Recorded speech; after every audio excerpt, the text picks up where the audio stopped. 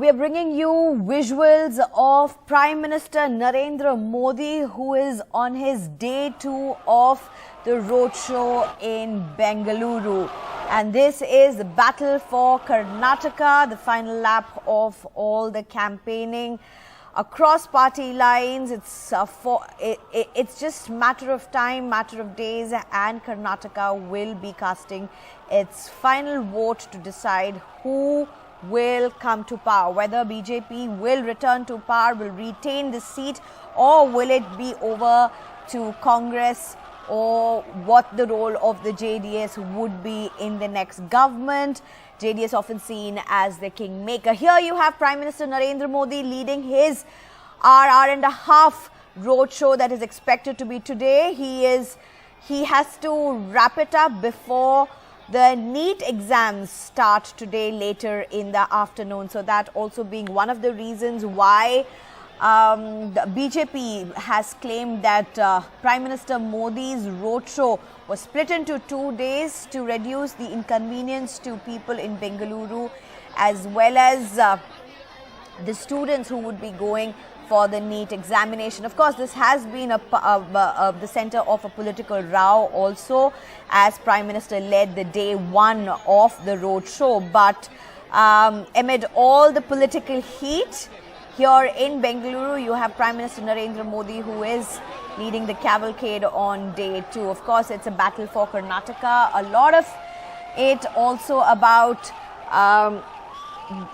Bengaluru being seen as the IT city, whether the local issues would find resonance as poll issues, whether it be infrastructure. Bengaluru, where this roadshow is happening, is something that has always seen a lot of infrastructure bottlenecks, whether it be commuting from point A to point B anywhere in the city, the hours that it takes, the traffic snarls that one witnesses being one of the major issues. Apart from that, the polluted lakes that have always been in the headlines, drainage issue, waste disposal issue being some of the issues. But as Prime Minister Modi takes to the day 2 of this roadshow, this is BJP's strategy. What BJP really has been looking at, not only in Karnataka but in several other states where BJP has been able to make some stunning gains, is repeat in strategy.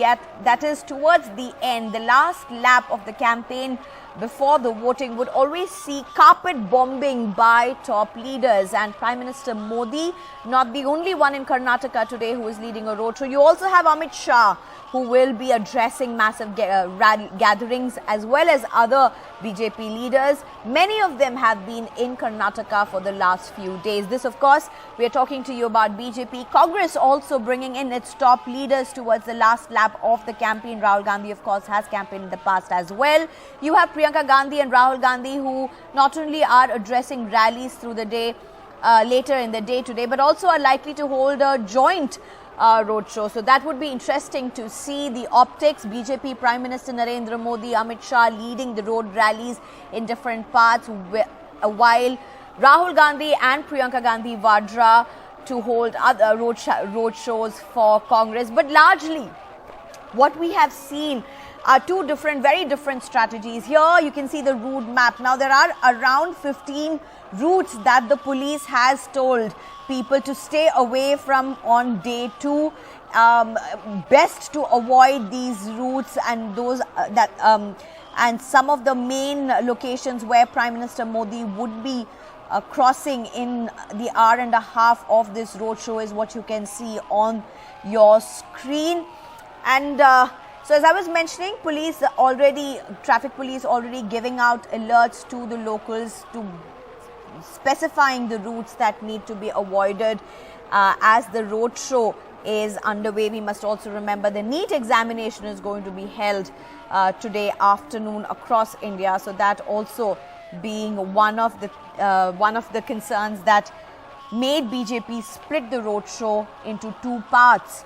That is on Saturday and Sunday, instead of having one long marathon roadshow on one day, as was the original plan of the party. So here you have party workers, supporters welcoming Prime Minister Modi on his day 2 of the roadshow.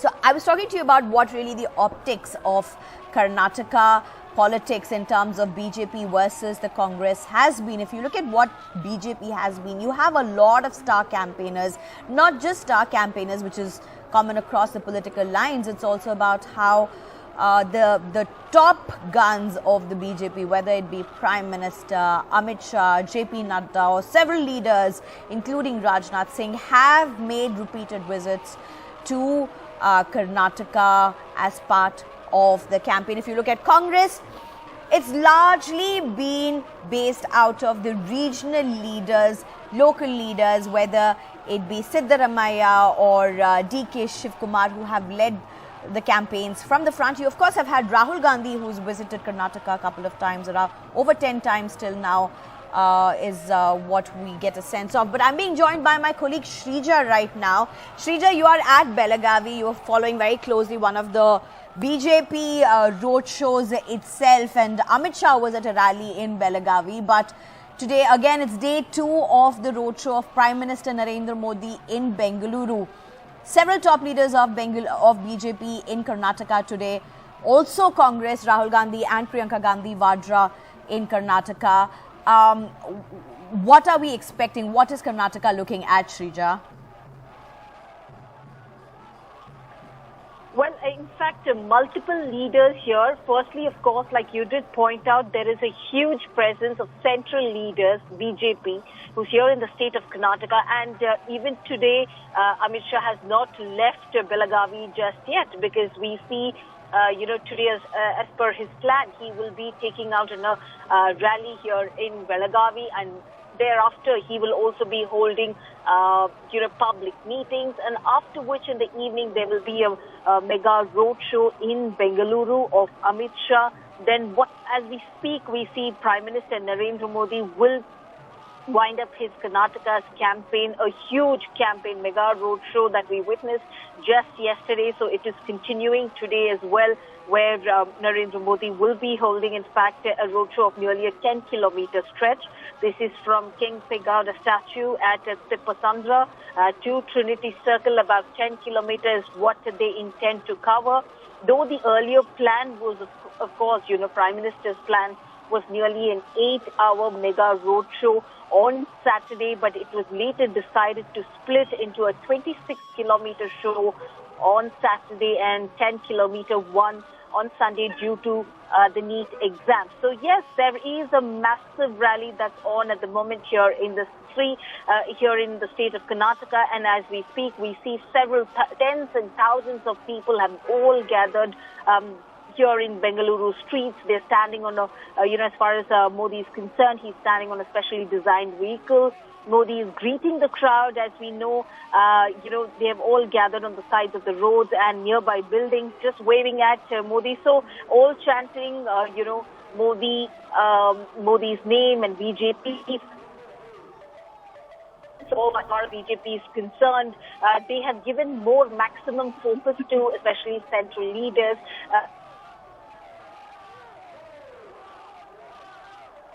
That on 10th, is held in a heavy, tight security with massive arrangements that are in place along the stretch, including erecting barricades.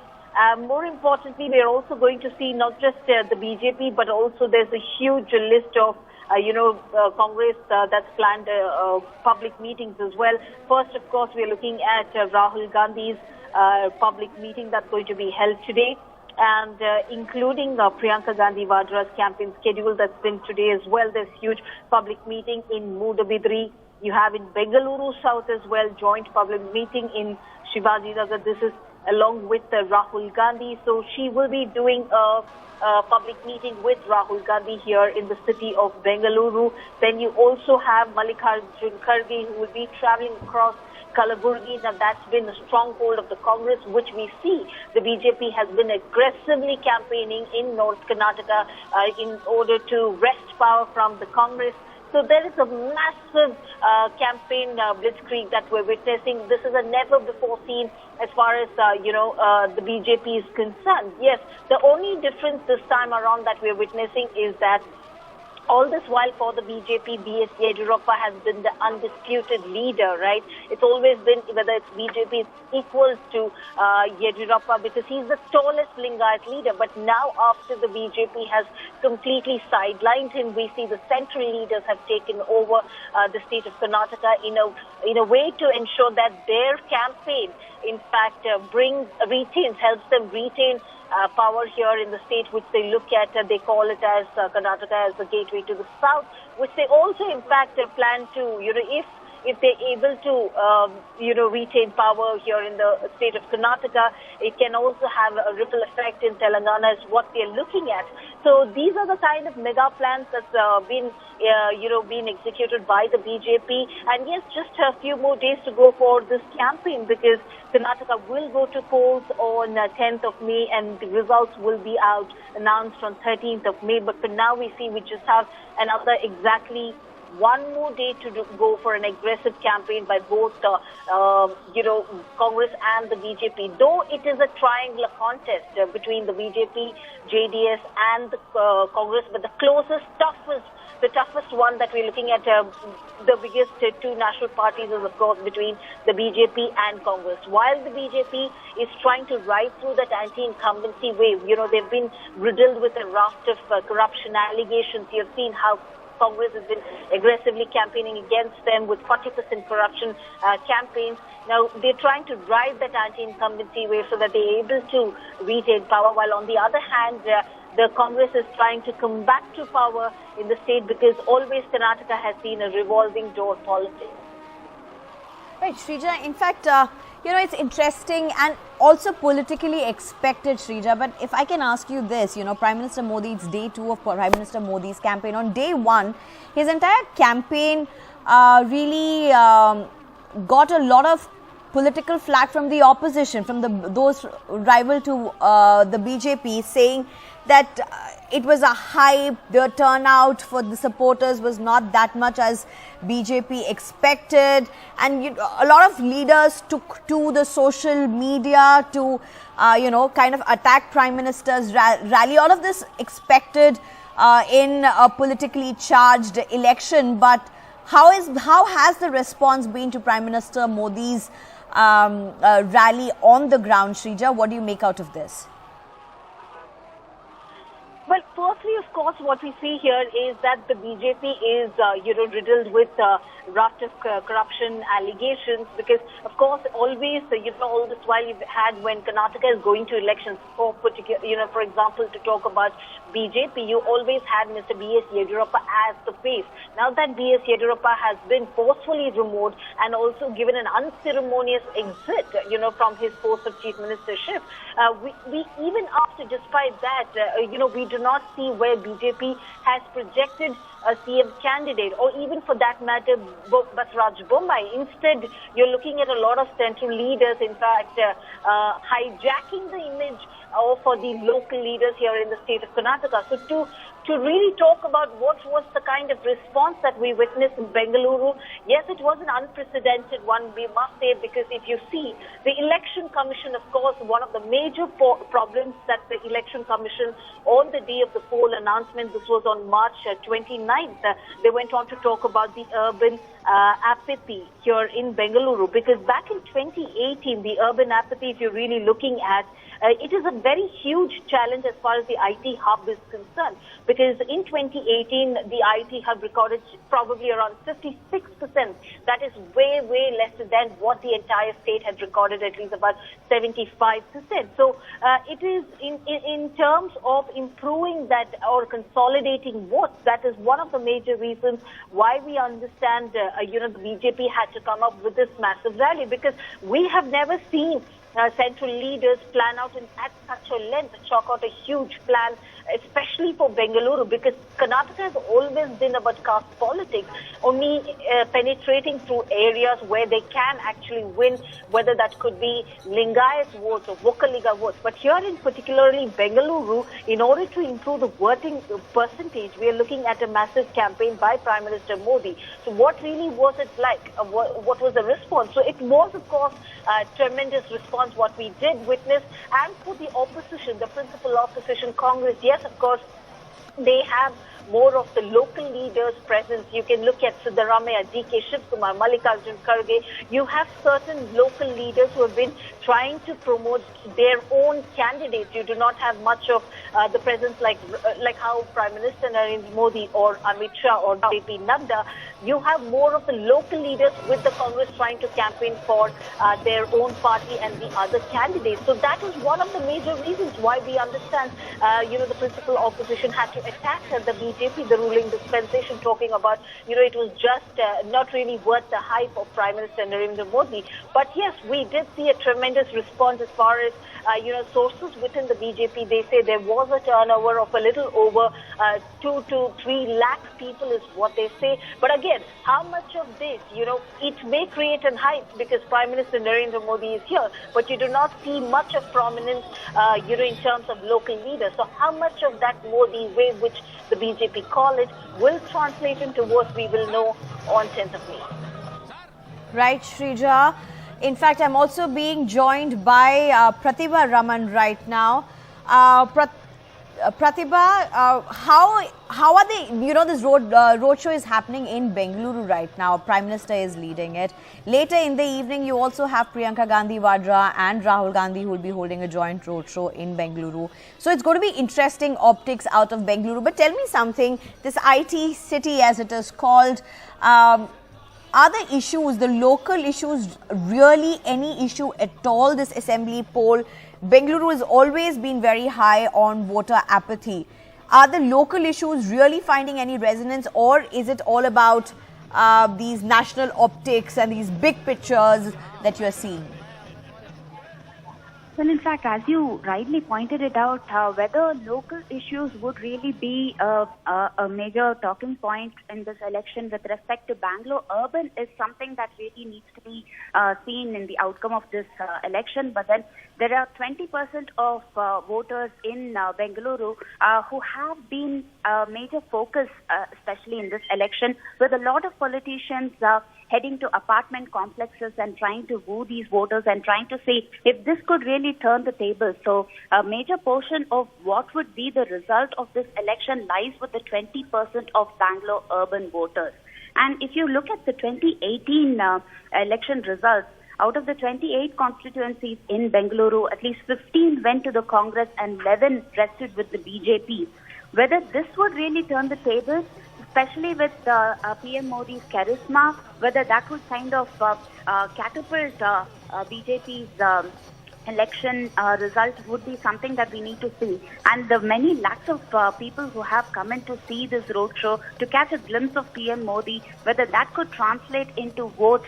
These are all some of the the caste census that we have always been looking at with respect to the Kempe Gowda statue, where PM Modi was garlanding Kempe Gowda's statue before he started today's roadshow. Whether the caste metrics would actually kind of make or break this election are also some of the factors that really play a crucial role in this election. But as far as this roadshow goes, the entire roadshow has been planned across commercial areas, trying to ensure that the traffic wouldn't be much of an issue, especially with the previous roadshow that have raised a lot of concern among Bengalurians.